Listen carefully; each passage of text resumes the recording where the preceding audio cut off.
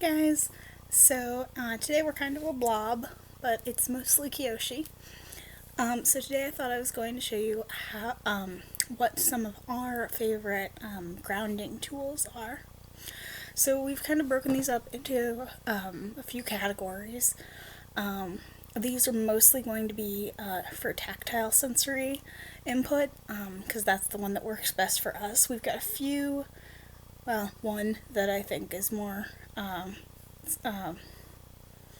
smelling, that sense. Um, but these are just what works well for us. So hopefully a few of them help you.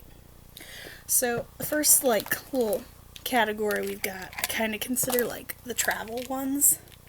So we've got a few things. We've got your classic little fidget cube for anxiety, just to work off the adrenaline from panic attacks. We've got one of these yoga stress balls. The important part for this one is its resistance. It's full of sand, because it's grr, exert some force to squish it. So again, that's good for releasing adrenaline that builds up during panic attacks. Then we've got this one. This is mostly for our little. She likes this, but it is, I think it's called a Tangla or something. I don't know. The name wore off, but it's pretty common on the fidget toy sites and things. But we like this one because we see it like a puzzle, and you've got to take the time and use fine motor skills to put it back together. So it's a good centering thing for us. Then we've got this little tub of putty stuff. Ours is pretty worn out, and a mess. But we like these. They're just a good sort of creative outlet. Clay also works if you can get a little container of clay.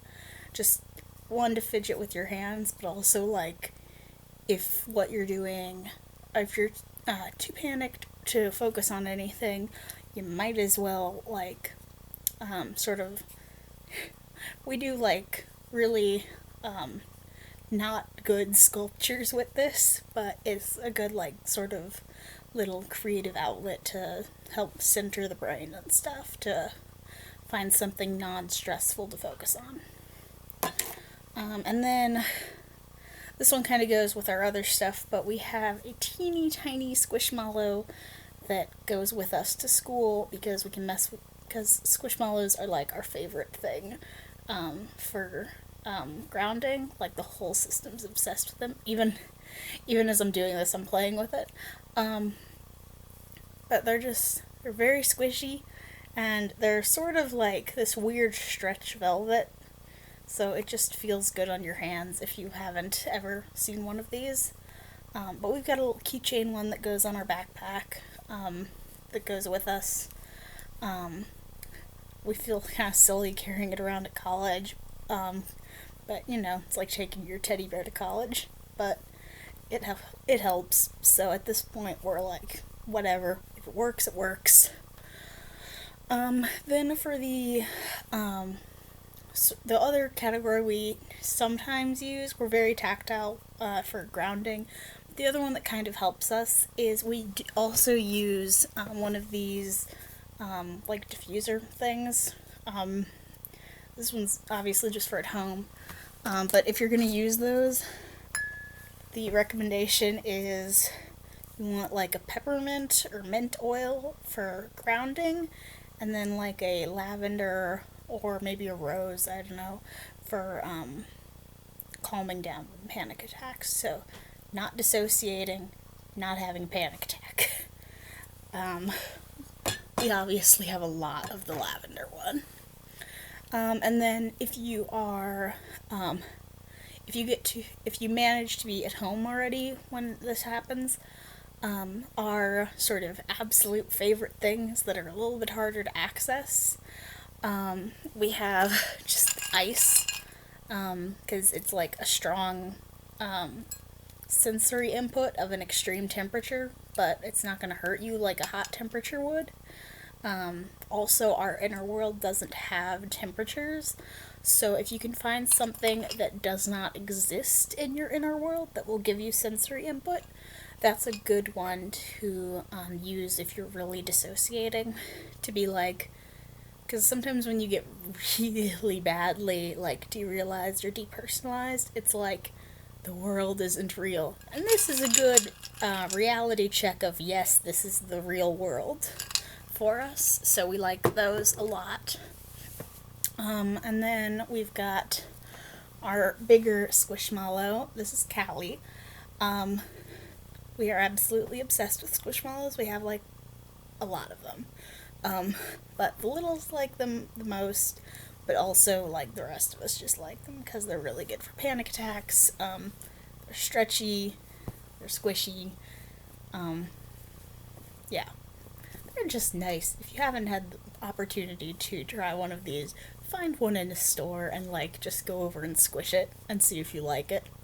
I really recommend these. And then the last thing we're going to recommend to you is definitely on the pricier end of this, but if you're really suffering with these, I recommend investing in one. And we have a weighted blanket, which is amazing. I absolutely swear by them. I know they're a little pricier, but they are, I think, a worthwhile investment. Because even if you just think of it financially, if you've got like anxiety meds that you're going through, if you've got like the emergency ones that we have, you've got to pay to refill those. At least if you live in America, where we do, you've got to pay to refill those. Whereas this does not require refills. And no, it's not as good as anxiety medication. However, for the more mild attacks, these are actually, at least for us, work well enough to get through the mild ones without the emergency medication. So, but in general, just they're a nice add-on. It's the only way we can sleep through the night. Yeah, I swear by these. I've actually got 2 of them, so invest in one of these, invest in some squishmallows, get an aroma diffuser thing, and then find little fidgety toys that you can take with you that are convenient enough that you can put them in your pocket or in your bag and just have something with you at all times if you can. Alright, so those are our tips.